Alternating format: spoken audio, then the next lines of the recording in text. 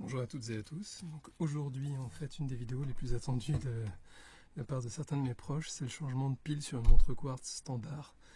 On va faire ça. Voilà, je prends, alors j'ai pas beaucoup de montres à quartz, j'en ai quelques-unes, mais j'ai souvent un stock en fait de montres chinoises que je garde quand je les achète, ou parfois quand je commande une montre pour voir ce que ça vaut quand elle coûte quelques euros.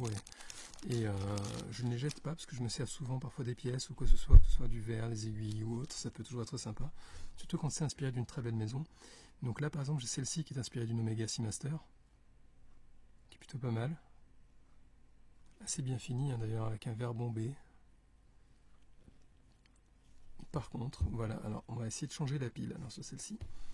Donc là le bracelet il a été retiré, on peut le retirer si ça gêne, la plupart du temps le bracelet n'est pas gênant pour changer la pile.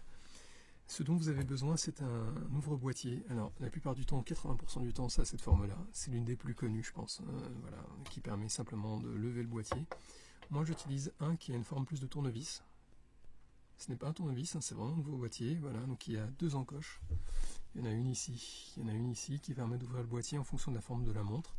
Mais, les deux fonctionnent très très bien, ça n'y a aucun problème. Certaines montres ont en fait un boîtier vissé, on en a parlé déjà dans d'autres vidéos. Voilà un outil par exemple qui permet de les ouvrir. Vous avez des picots qui vont s'adapter, vous allez les régler en fait, tout simplement pour qu'ils s'adaptent en fait sur les picots. Et hop, vous allez dévisser et la montre va s'ouvrir. Pareil pour visser. Donc là ce qu'on va faire c'est que on va l'ouvrir avec cet outil. Alors l'ouvrir la montre c'est assez facile. Ce qui est difficile c'est la fermer. On va en parler un petit peu. On va voir ce qu'il faut qu'on fasse aussi pour entretenir sa montre. Alors là, vous voyez, c'est une Quartz 3 ATM. 3 ATM, d'ailleurs, j'avais dit que je ferais une vidéo là-dessus, il faudra que je la fasse. Ça permet de se laver les mains. Ça veut dire que son étanchéité, elle n'est pas bonne du tout. Alors c'est sûrement, la plupart du temps, c'est au niveau de la couronne que c'est le cas. C'est-à-dire qu'en fait, le joint qui a été placé au niveau du boîtier est quand même assez bon. Alors c'est-à-dire que si elle tombait dans l'eau, elle ne mourrait pas dans la seconde. Par contre, il n'y a pas une réelle étanchéité au niveau de la couronne. C'est-à-dire que l'eau peut s'infiltrer par là.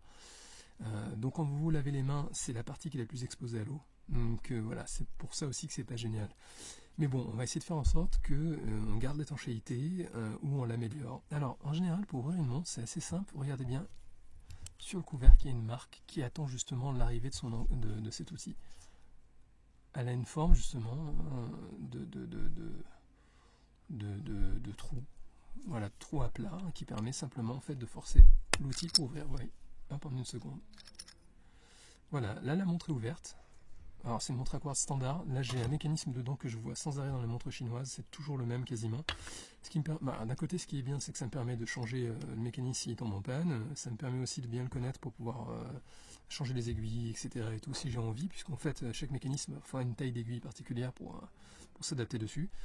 Donc c'est génial. Voilà. Alors la montre, quand vous allez l'ouvrir ici, la pile n'est pas tout de suite accessible. Si on regarde bien, elle est maintenue par un élément en plastique. Cet élément en plastique qui permet de maintenir aussi le mécanisme au centre de la montre. Comme vous pouvez le remarquer sur une montre quartz, il est petit et la montre elle est grande.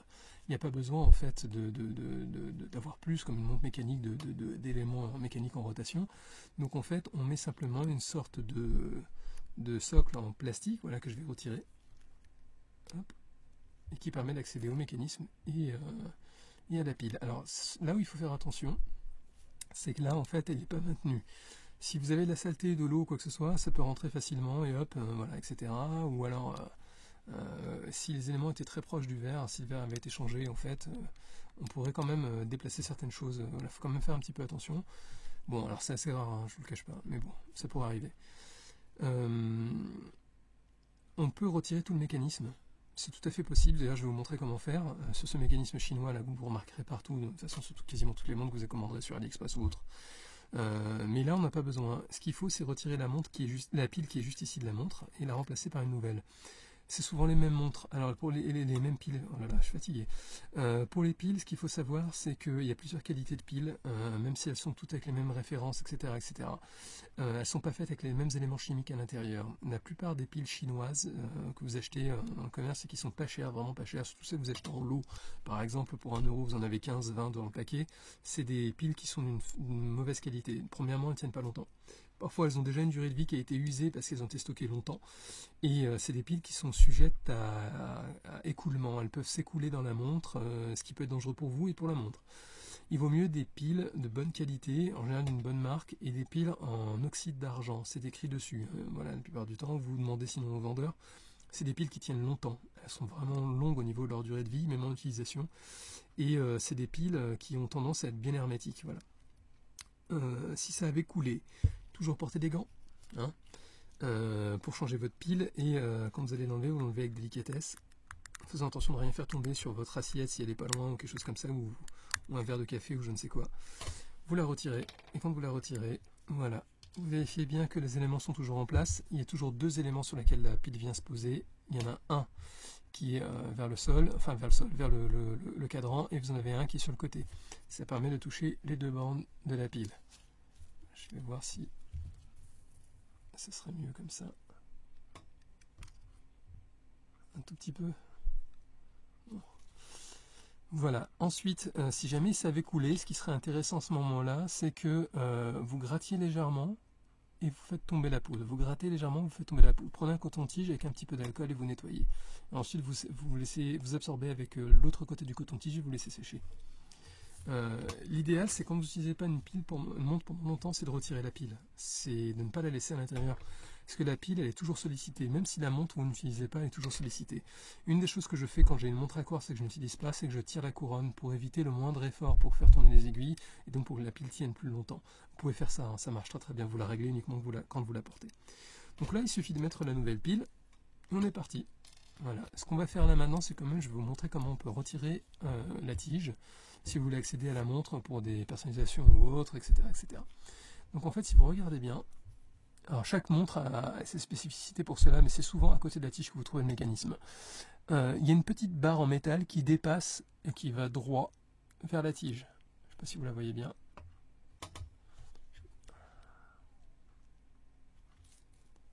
Une barre en métal qui va droit vers la tige. C'est cette barre sur laquelle vous allez appuyer. Vous allez appuyer, ça libère la tige, vous n'avez plus qu'à la tirer. Pour la remettre, pareil. Donc là, je vais le faire.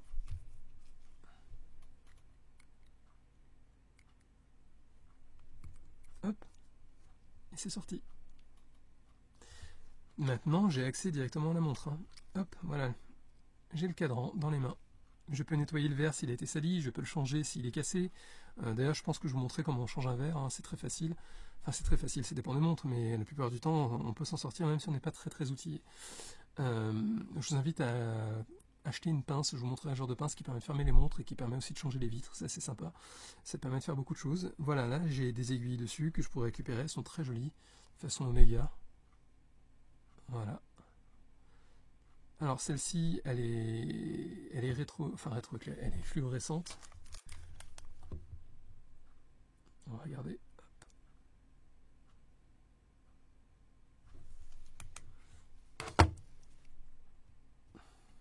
On voit pas très bien, mais c'est fluorescent. Si ce n'était pas le cas, si j'avais un petit peu du mal, je vous en ai parlé dans une vidéo précédente, on peut le faire soi-même. Alors voilà ce qu'on peut acheter par exemple sur Amazon. Ça coûte quelques euros, c'est trop fort rien. C'est une peinture fluorescente, glow in the dark, hein, c'est noté dessus.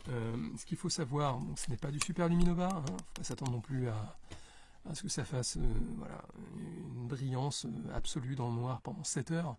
Mais ça fonctionne assez bien quand même, ne serait-ce que voilà, quand vous êtes dans un tunnel, quand vous allez au sous-sol, dans votre garage, un truc comme ça rapidement, votre montre est visible. Voilà, donc c'est une... Voilà, c'est fluorescent. Je vais chercher un peu plus peut-être pour qu'on s'en rende compte, mais voilà, c'est fluorescent. Et en fait, vous l'appliquez au pinceau, délicatement, en fait, directement sur les index, sur les aiguilles, où vous voulez. Voilà, je ferai sûrement ça sur une des montres, notamment une montre que je voulais fabriquer pour ma femme. Puisque la plupart de ces montres ne sont pas réfléchissantes, car c'est des dress watch, c'est pas des montres, c'est pas des sports watch, donc qui ont besoin de ce genre de choses là. On voit bien là, donc c'est fluorescent. En tout cas dans ma main ça se voit, après je sais pas si la vidéo le permet de le voir. Donc voilà, et puis si vous avez toujours dans le même registre, voilà, des index qui commencent à s'effacer ou etc., vous pouvez acheter aussi dans le commerce, on trouve ce genre de choses là, ou dans les magasins d'art plastique. Voilà, des peintures, vous avez plusieurs différentes teintes. J'en ai acheté 2 teintes différentes pour adapter à toutes mes montres, qui permet de peindre justement chaque index qui serait un petit peu plus vieilli, etc. Ça fonctionne assez bien, c'est très courant et franchement on voit pas la différence, il faut vraiment le savoir après que ça a été fait. Prenez votre temps avec un petit pinceau et gardez à côté de vous quand même un petit peu d'alcool colle et un sopalin au cas où ça dépasserait trop et pour enlever voilà, l'excédent. On va remettre le mécanisme dans la montre. Pour information sur les montres chinoises, le verre il est clipsé souvent sans un joint. Donc ça veut dire que si je fais ça, voilà, j'ai le verre. Je peux le changer, je peux faire ce que je veux, etc. etc. Et pour le remettre, soit en forçant un petit peu, là c'est le cas, il va rester en place, hein, il ne va pas tomber comme ça, mais bon là il va rester en place, donc voilà il est bien, il est tombé, voilà, etc. Sinon je peux utiliser l'outil que je vais vous montrer qui permet quand même de fermer les montres en même temps.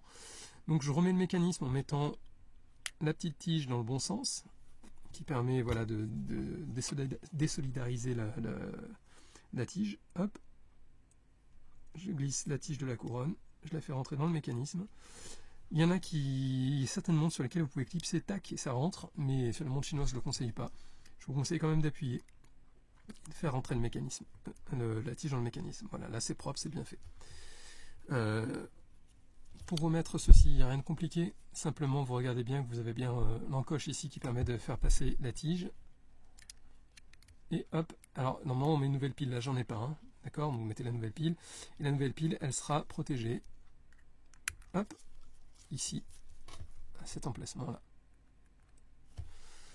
Alors ensuite, vous avez plusieurs solutions. La première, c'est que vous avez un joint neuf sur votre montre, ou la montre elle n'a pas longtemps en fait, le joint est parfait, donc en fait vous pouvez monter directement la montre. Si c'est pas le cas, il faut changer le joint. Alors le joint, comment savoir s'il a changé? Quand vous le prenez, est-ce qu'il est dur? On peut le sortir un petit peu ou pas. Est-ce que il est aplati quelque part? Regardez s'il est uniforme. Est-ce que le joint est craquelé? Est-ce qu'il semble être déchiré à un endroit, etc., etc. Là, il est bon parce que je l'ai changé il n'y a pas longtemps celui-ci. À l'époque où je travaillais sur cette montre-là, et je ne l'ai pas touché depuis. Et bon, comme les montres chinoises n'ont pas beaucoup de pression au niveau du boîtier, donc je ne pense pas qu'il soit vraiment abîmé. Cela dit, ce qu'on peut toujours faire, utiliser de la graisse, un robinet. C'est de la graisse silicone, c'est hydrophobe. Prenez un fin pinceau comme celui-ci. Un tout petit peu de graisse. Alors quand vous avez un tube comme ça, c'est pour la vie, hein. C'est même pas la peine, vous en rachèterez pas, sauf d'utiliser pour vos robinets. Et tout ce que vous avez à faire, alors c'est une très très légère couche, c'est pas la peine d'en badigeonner, d'accord? D'ailleurs là j'en ai mis trop. Et là vous faites passer hop, tout le tour. Cette technique-là, elle est appliquée dans plein de marques de services de montres quand vous allez déposer votre montre pour changer la pile et que vous refusez l'étanchéité. En général, l'étanchéité, quand ils vous proposent l'étanchéité, c'est qu'ils vous changent le joint et qu'ils font un test, c'est-à-dire qu'ils la mettent dans une machine, qu'ils la met sous pression et ils vérifient que ça correspond bien aux caractéristiques de la montre.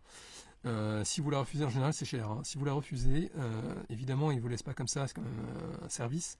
Ils vont vous mettre simplement de la graisse silicone comme ceci. Comme c'est hydrophobe, ça va empêcher l'eau de rentrer, notamment la sueur, et ça permet quand même de garder une montre relativement étanche. J'insiste là-dessus, mais c'est fonctionnel. Voilà, donc moi je le fais comme ça.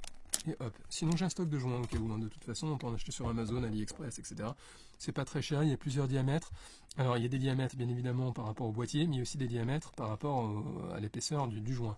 0,5, 0,6, 0,7, voire plus, ça dépend de la montre.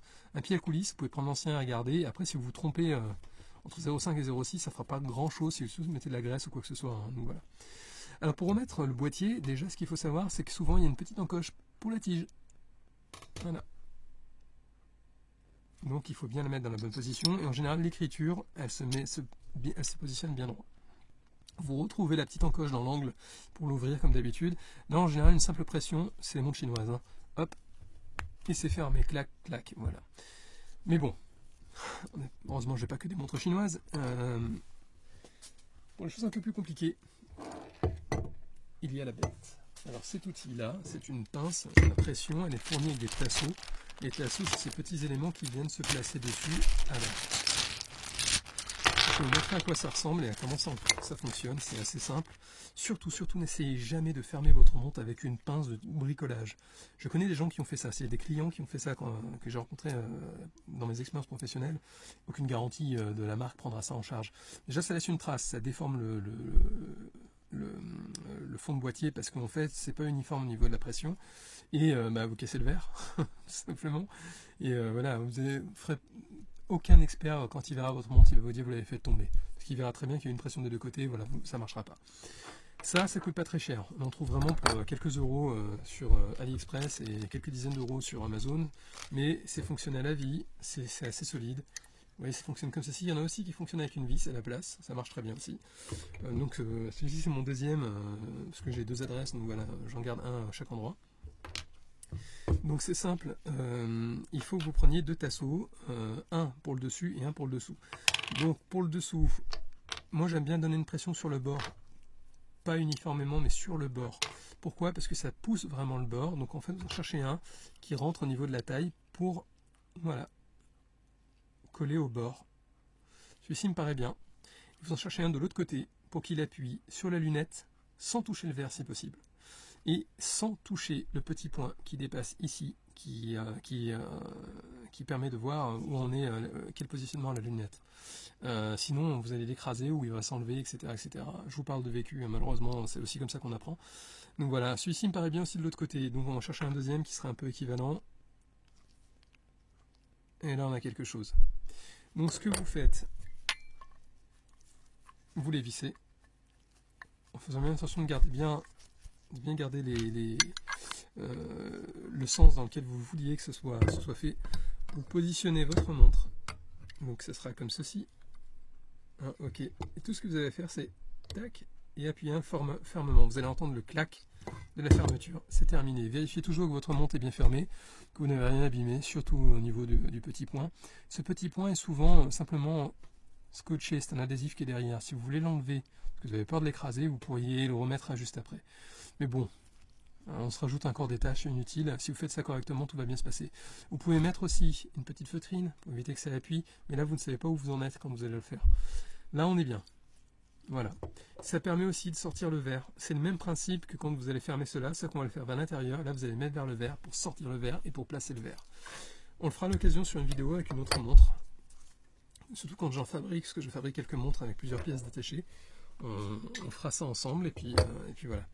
Donc pour le changement de pile, voilà, là vous avez votre montre qui sera prête à l'utilisation. Je range les tasseaux par la même occasion. Oups. Et voilà, vous partez pour de nouvelles aventures. Si vous n'utilisez pas votre montre pendant un moment, ce que je vous conseille, excusez-moi si je fais du bruit en même temps, c'est de tirer